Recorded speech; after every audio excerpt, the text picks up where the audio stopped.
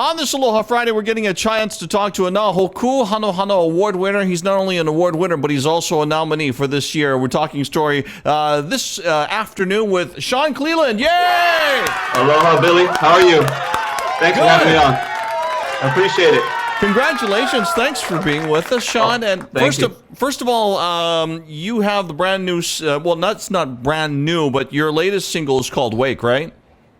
Correct. Yeah, that came out about a week and a half ago, and we're pushing singles every 3 weeks going forward through the rest of the year. So that's the first of all the new singles coming out. Wake. Yep.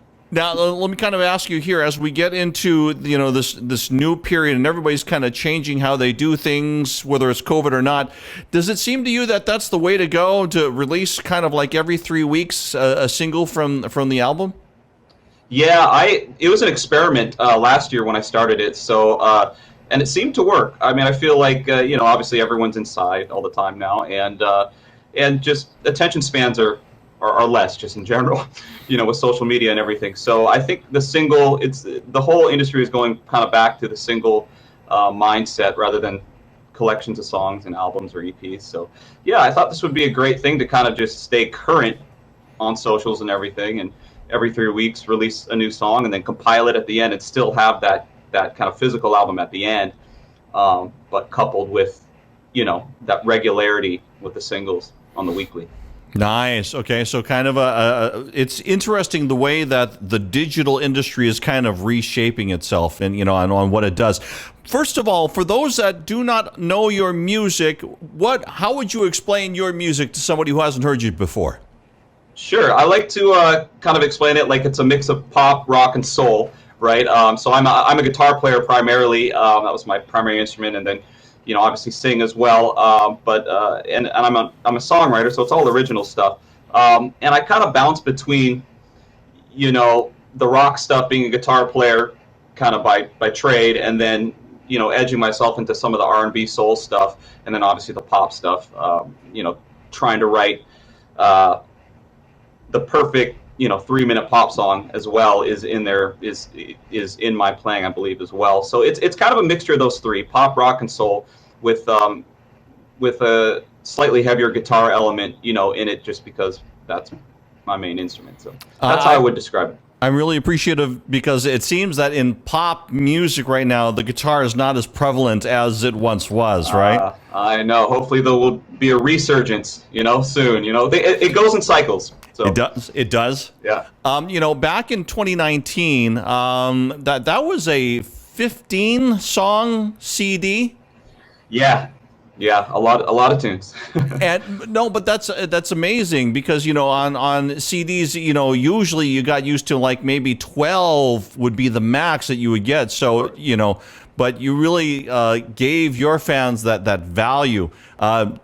And how does the songwriting come to you? Does it come easy? What comes first, the music or the words?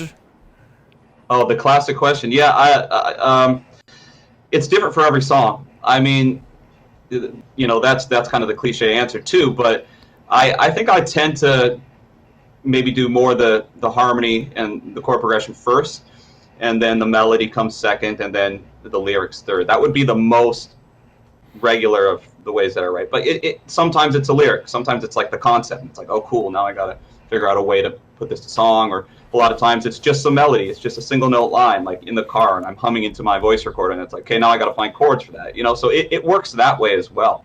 And then sometimes it's not even a lyrical line, it's just a concept, like that's a cool idea, like how can I like express that in music, So it's different, but I think I tend to come from the chord perspective first, usually, So. I know that in summer of 2019, you did the music video for Curl. How was that experience for you, and do you like the music video process? I do. I love it. It's pricey, in a sense. It's an experiment again in kind of figuring out, like, does this kind of have a payoff as far as my fans and are concerned? Is this what they want to see? And I think they do. Like, it's all about having that professional look, because I stream from the gigs, and I've done post videos on socials of me playing, but it's something else to have this.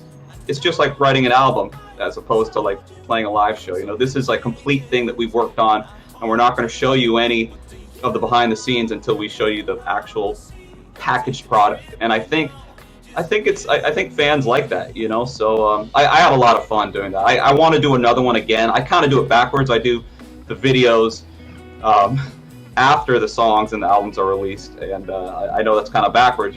Usually you want to do the video first to kind of promote the upcoming album, but it's just how it's been. So my point is that I'm probably going to do a few more with the next few albums coming out, but it'll be a year down the line. I still gotta finish some other stuff first, you know, get the actual music out first.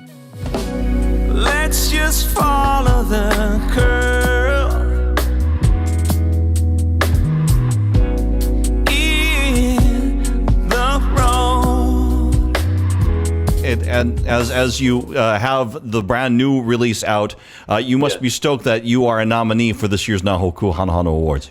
Yeah, well, I entered this year, so I think the official ballot will be coming out soon.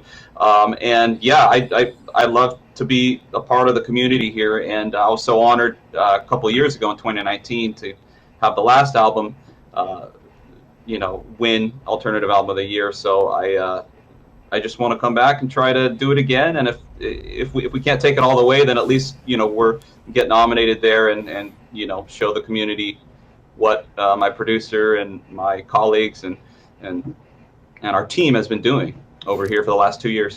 So, you know.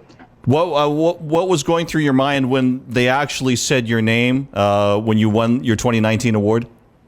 Oh, just honored, just stoked, just excited, just so happy that, you know, the tunes aren't just for me anymore. You know what I mean? Like when you first start writing, I'm sure a lot of my colleagues and other musicians can attest to this. When you first start writing, obviously it's all for you. You're trying to like work through something emotionally, and I still am to this day, and obviously, but there's that other component now where it's like, oh, other people dig it, whether they dig the musical aspect of it or the lyrical aspect. It's like that's really awesome to get that validation of like, oh, this isn't just about my own X, Y, and Z that I wrote about. Right now, like you're connecting to it too. That's great. Like that's cool. You know. So I enjoy that, and that was kind of a validation of that a couple of years ago. So. How do you connect with fans? I mean, I'm imagining, of course, it's over social media, but I mean, do you find that more people are saying that they connect with your music and are sharing with you their thoughts and feelings as they take in your music? Yeah. I've tried to be more active on social media, you know, prior to releasing that album in that one in 2019, and so I've just kind of built up a little bit of a base of understanding how to kind of continually interact. And you know, that's part of the reason why I did the singles concept of like every 3 weeks, like that's just like built in, you know, interacting with your audience and interacting with people that want to hear your music. Like it's not, oh, let's wait another 2 years, like here it is, 16 songs. It's like, why don't I just drip the songs out throughout the year, and then, you know, then it's just this constancy of there's his next tune, there's his next tune. So no, yeah. I think that's really smart and a really good way to go, and I think that more artists are finding that out. That's a great way to extend instead of all at one time.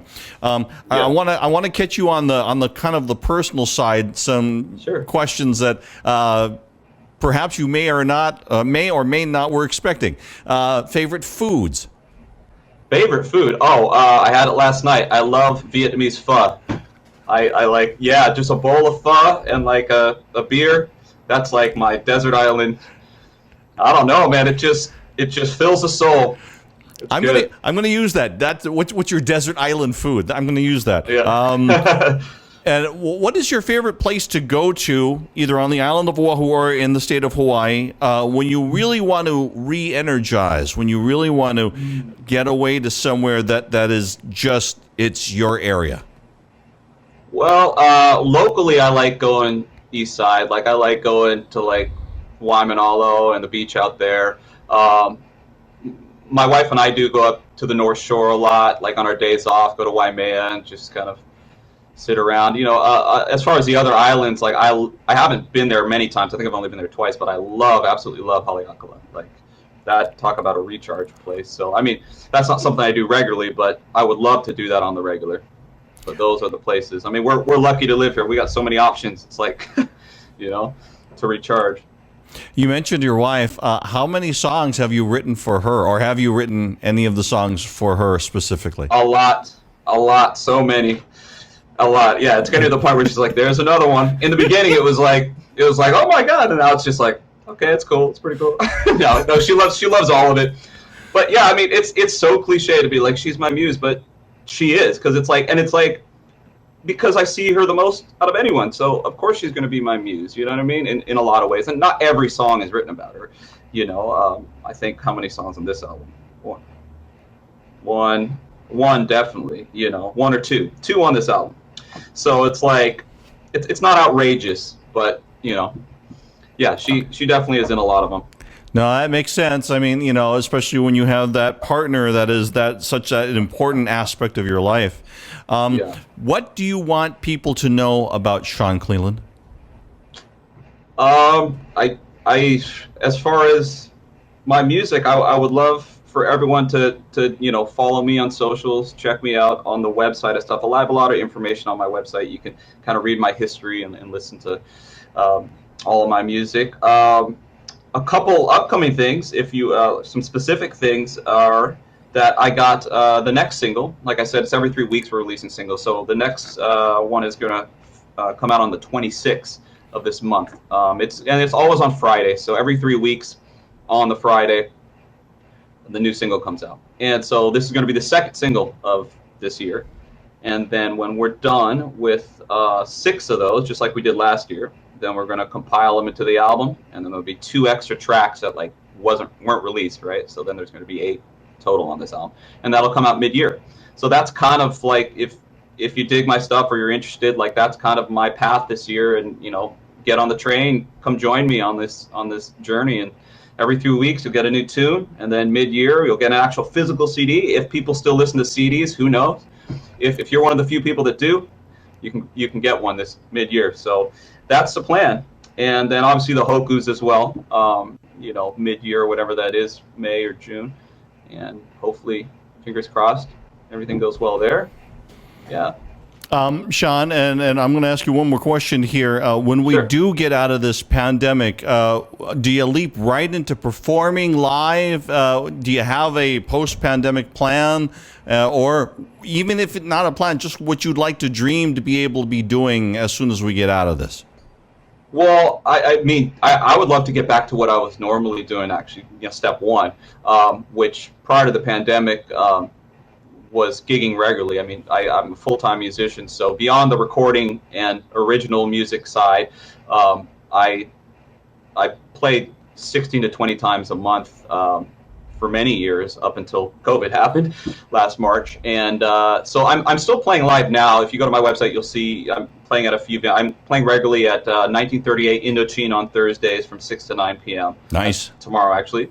Yeah, and then I'm sometimes playing at Duke's, and random gigs here and there, but it's nothing like it used to be. I mean, it used to be 4 or 5 times a week for like years. So it's like, I mean, it was my source of income. So step one, beyond like, oh, the album blowing up and everything, like, I mean, I'd love that too, but I'd love to just get back to, like, paying my bills in the way in which I was, for a long time. And I know it's not just me, it's everyone, it's all my colleagues and everyone in different industries too. So this is not specific to me, but like, I'm sure we all would love to get back to normal. So yeah, that's my hope. All right. Real quickly here, give me the social medias for you. Sure, it's at Sean Cleland Music. That's SeanCleland Music, and that's both for Facebook and Instagram. Okay, and we will put those also down below the links after this show airs. And by the way, once again, Chroma Volume 1 is the one that's nominated for Alternative Album of the Year for this year's now Hōkū Hanohano Awards. The latest single is called Wake. Follow Sean Cleland. And Sean, we appreciate you being on the show. Thank you. Thanks, Billy. I appreciate it. And if you need more information about Sean, once again, with all of our musical artists, we always encourage you to follow them, track them, download their music, and connect with them any way you can, no matter the genre, as we help to support Hawaii's entertainers, singers, and songwriters. Sean, thank you very much for being with us, and have a happy Thanks, Aloha Billy. Friday. Appreciate it. Thank you. Aloha. Aloha.